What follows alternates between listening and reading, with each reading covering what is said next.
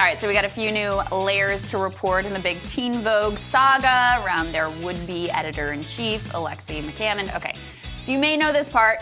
McCammond, who had been a reporter at Axios and was brought in as editor-in-chief of Teen Vogue, came under fire from staffers because of some anti-Asian or Asian discriminatory tweets that she sent a decade ago when she was 17 and 18 years old. She apologized fully.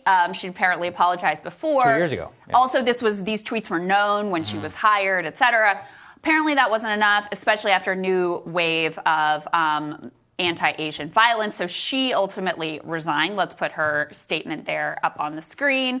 She talks about how she became a journalist to help lift up stories of our most vulnerable communities, and the past tweets have overshadowed that work, so she is stepping aside. Okay. So then the new layer is one of the staffers who was one of the most prominent voices in criticizing Alexi for these old tweets. Turns out that she, a decade ago, had used the N-word in multiple tweets to friends. We could put this up there. Not that it really matters. It was the N-word with the A on the end. Right. But it just shows you, Saagar, look, this stuff, first of all, it's actually a complicated thing because even if the tweets were completely outrageous and unacceptable, first of all, this was when they were very young. Second of all, how can you not have any process of forgiveness in society? Like, how can you have a society where it's just like you do one thing wrong when you're a teenager and that's it, you're done forever? And the other layer, of course, is the irony here that, you know, this will come for It will come for anyone. It will come for anyone. No one is perfect. Everyone has screwed up at some point.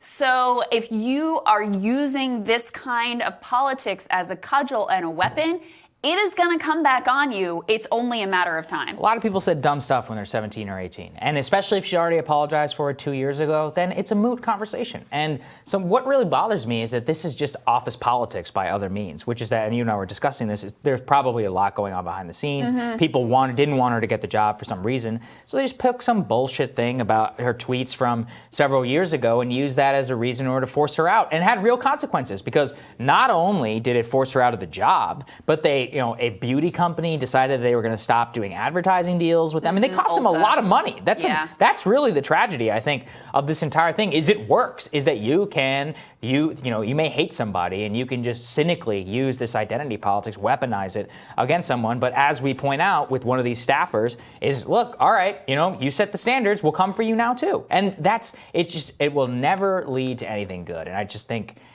obviously it's just a terrible progression. And look, I'm not like a big Alexi McCammond fan. I mean, I did that whole monologue about how she basically hid how she was dating the deputy White House press secretary, and now they're both unemployed. And I feel bad for them. I don't wish unemployment on anyone. More what I'm saying is that there are too many people I see on the right who are dancing on her grave, being like, see, you get what you deserve. And I'm like, no, guys, it was bad when they did it to us, and it's especially bad whenever they do it here. Yes, the media is hypocritical because now everybody's concerned about cancel culture. Now that somebody in the guild gets canceled. But it was always headed that way. Some of us tried to tell you, and you didn't listen. And I think that this just goes to show that it will always eat everyone involved. So let's all just opt out.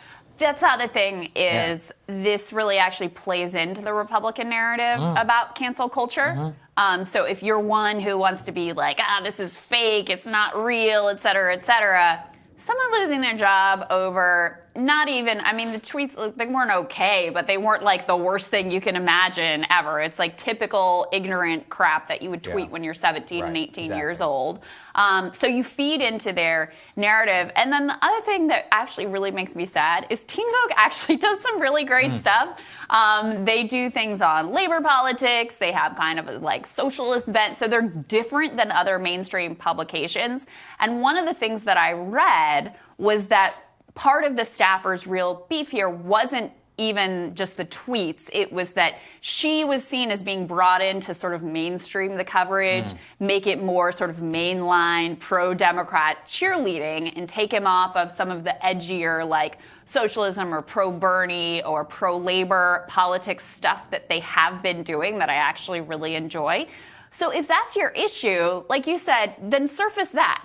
Yeah, right? fine. That would just be. say it. I'd be 100% on board. Oh with yeah, you there. we would fight for. Like, We'd be like, yes, anti-election. Totally, go Teen Vogue. Yeah, Yes, yeah. 100%. We would be there for you. Yeah. And I actually think that it exposes. I mean, I read that in one place, so I don't want to put too much weight on that. But it does seem like certainly a possibility, given that she gave very sort of like mainline pro-Biden coverage when she was at Axios and very anti-Trump, just sort of standard issue, mainline, mainstream journalism. So I would buy that. But again, I think it also shows that oftentimes it's not really that you're outraged over these tweets. It's being used as a cudgel. As a disingenuous cudgel. You're feigning outrage about this thing that you don't really care about because you've got another issue that you're covering up for. And I think that's the other piece that this kind of exposes. Exactly.